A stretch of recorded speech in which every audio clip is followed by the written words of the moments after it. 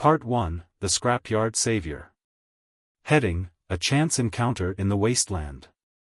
The sun hung low over the desolate scrapyard, casting long shadows across the endless sea of rusted metal and broken machinery.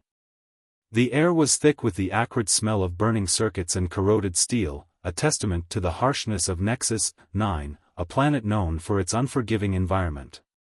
Amidst the chaos of discarded dreams and forgotten technology, a lone figure moved with purpose. His name was Jackson Reed, a human mechanic with a reputation for turning scrap into miracles. Jackson wiped the sweat from his brow, his dark skin glistening under the planet's harsh sunlight. His worn combat boots crunched against the debris as he adjusted the plasma torch on his utility belt. The tool, like everything else he owned, was a patchwork of salvaged parts, but it worked, thanks to his stubborn determination and technical ingenuity. As he climbed a mountain of twisted metal, a flash of movement caught his eye. Among the rust and decay, a figure stood out, a slender alien girl with shimmering, opalescent skin that seemed to glow faintly in the dim light. Her long, silver hair flowed like liquid mercury, and her eyes, a deep shade of violet, scanned the scrapyard with a mix of desperation and determination. Jackson recognized her immediately. She was Lyra, a Zephyrian, a species known for their ethereal beauty and delicate nature. He had seen her a few times at the local markets, always carrying herself with an air of quiet dignity. But today, something was different. Her usual flowing garments were torn and tattered, and her graceful movements were replaced by a frantic search through the debris. "Hey!" Jackson called out, his voice echoing across the metal canyon. "You okay down there?"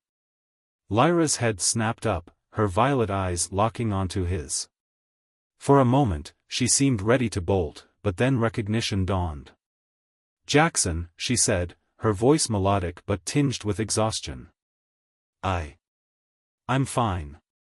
Jackson raised an eyebrow, already making his way down the precarious slope of scrap. "Yeah, and I'm the king of this junkyard. What's really going on?" Lyra hesitated, her delicate hands clutching a piece of torn fabric. "They took everything," she whispered, her voice breaking. "The housing authority. I missed 2 payments, and they threw me out with nothing but the clothes on my back." Jackson's jaw tightened. He had heard stories about the ruthless alien bureaucrats who ran Nexus 9's housing system. They had no mercy for those who couldn't keep up with their exorbitant fees. "Your people," Jackson said, his voice softening.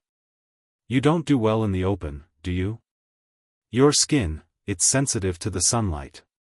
Lyra nodded, her violet eyes glistening with unshed tears. "Without proper shelter, I won't last long out here." Jackson's mind raced as he surveyed the surrounding scrap piles. "How tall are you?" he asked abruptly. Lyra blinked in confusion. "About 6 feet. Why?" "Good. Help me gather these panels," Jackson said, already pulling sheets of metallic alloy from the debris.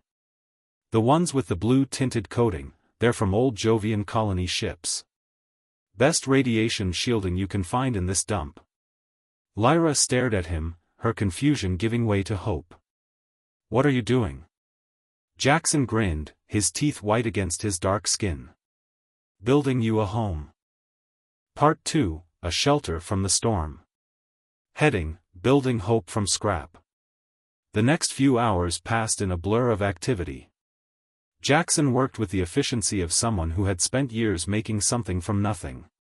His plasma torch carved through metal with precision, and his hands moved with practiced ease as he welded sections together. Lyra proved to be a quick study, helping where she could and learning the basics of construction from Jackson's rapid-fire instructions. By the time Nexus 9's primary sun began to set, a structure had taken shape. It wasn't much to look at, just a small, boxy shelter made from salvaged materials, but it was solid. The walls were double-layered with insulation from old ship parts, and the roof was angled to deflect both rain and solar radiation. "It's not much," Jackson said, stepping back to survey their work. But it'll keep you safe and dry. The radiation shielding should help with your sensitivity to the sunlight, too. Lyra stood silent, her violet eyes wide as she stared at the shelter. Why? She finally asked, turning to face him. We barely know each other.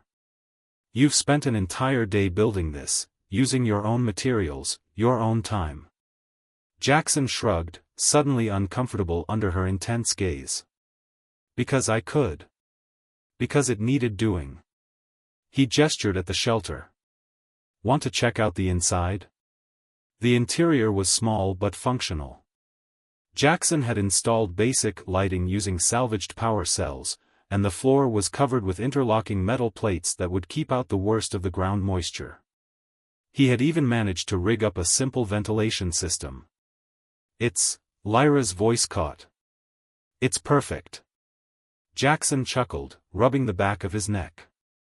Well, I wouldn't go that far. But it'll do for now. Tomorrow, I can show you how to maintain the power cells and... He was cut off by Lyra suddenly embracing him, her arms wrapping around his torso. The top of her head barely reached his chin, and he could feel her trembling slightly. Thank you, she whispered against his chest. Jackson stood frozen for a moment, then awkwardly patted her back. Don't mention it. Really? He gently disentangled himself, trying to ignore the way his heart had started racing. I should get going. Got some repairs scheduled for tomorrow morning. As he turned to leave, Lyra called out, Will you come back to check on things? Jackson paused in the doorway, looking back at her. The last rays of sunlight filtered through the shelter's small window, catching in her silver hair like a halo. Yeah, he said softly. I'll come back. Part 3, A Growing Connection. Heading, Bonds forged in scrap and steel. The next few days settled into an unexpected rhythm. Jackson found himself making increasingly frequent visits to the shelter he'd built, always with some excuse about checking the power cells or reinforcing the structure. But they both knew these were just pretexts for spending time together. Lyra had transformed the simple metal dwelling into something that felt remarkably like a home. She had salvaged soft materials from the scrapyard to create comfortable spaces, and her natural aesthetic sense had turned the utilitarian shelter into something almost beautiful. You've been busy, Jackson observed one evening, watching as she arranged salvaged crystals from old ship navigation systems near the window. When caught by the light, they cast rainbow patterns across the metal walls. I learned from the best, Lyra replied with a slight smile, her violet eyes meeting his. A certain human taught me that anything can be repurposed if you look at it the right way. The air between them seemed to crackle with unspoken tension. Jackson found himself increasingly aware of her presence, the way she moved with that inherent grace of her species, how her pale skin seemed to glow in the dim light of the shelter. I brought you something, he said, reaching into his pack. He pulled out a bundle of fabric, proper clothing he had traded for at the market. Thought you might want something more substantial. Lyra's eyes widened as she took the bundle, her fingers brushing against his. The contact sent an electric current through his body. Jackson, you didn't have to. I wanted to, he interrupted, his voice rougher than intended. She clutched the clothes to her chest, looking up at him with an intensity that made his heart race. You keep giving, she said softly. Why? Jackson struggled to find the right words. Because you deserve it. Because every time you smile, it makes this whole damn planet seem brighter. The confession hung in the air between them. Lyra stepped closer, close enough that he could see the subtle patterns in her violet irises. My people have a saying, she murmured. When someone builds you a shelter from the storm, they're really building a home for their own heart. Jackson's breath caught in his throat. That's pretty poetic. Humans, she said, reaching up to trace the line of his jaw with delicate fingers. You try to hide your beauty behind practicality and gruff words, but it shines through anyway. He caught her hand in his, marveling at how small it seemed against his calloused palm. Lyra, She pressed a finger to his lips. My people also believe that actions speak louder than words. The kiss, when it came, was like nothing Jackson had ever experienced. Her lips were cool against his, but they carried an electric charge that seemed to spark through his entire body.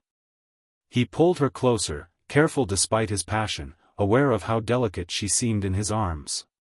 When they finally parted, both breathing heavily, Lyra's skin was flushed with a silvery undertone that made her look like she was made of starlight. I've never, she began. Neither have I, Jackson admitted. Not with an alien. Someone who matters this much, she corrected. Their second kiss was deeper, more urgent. Jackson felt her fingers working at the clasp of his armor, and he helped her, letting the protective plates fall away until it was just him, just them, no barriers between their hearts. Part 4, A Love That Defies the Stars. Heading, A New Beginning Among the Scrap. The night that followed was a revelation of tender discoveries and passionate whispers.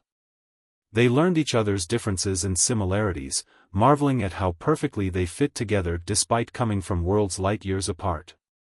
Their joining was both physical and spiritual, a bridge across the vast gulf of space that had once separated their species.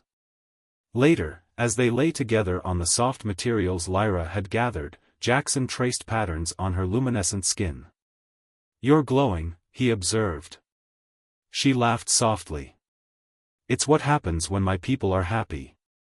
Very happy. She propped herself up on an elbow to look at him. You humans are remarkable, you know that? You build homes from scraps, you love without reservation, you give without expecting return. Maybe we just know what's worth fighting for, Jackson replied, pulling her closer. Is that what this is? Every damn day, he assured her, kissing her forehead. They spent the rest of the night talking, sharing stories of their worlds, their peoples, their dreams. Lyra told him about Zephyrian customs, about how her people valued beauty and grace above all else, but how that had led them to become perhaps too delicate for the harsh realities of the galaxy. Jackson shared tales of Earth, of humanity's stubborn determination to survive and thrive against all odds. Your people are warriors, she observed, tracing a scar on his shoulder. We're builders, too, he reminded her. We create as much as we fight. You certainly created something beautiful here, she said, gesturing around their shelter. We created it together, he corrected.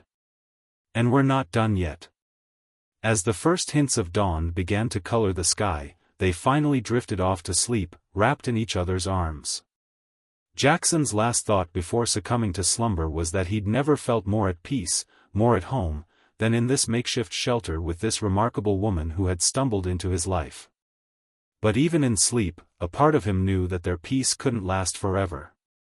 The housing authority wouldn't ignore their unauthorized dwelling forever, and sooner or later, they would have to face the consequences of their defiance. For now, though, they had this moment, this night, this love that had bloomed among the scrap and steel of their shared world.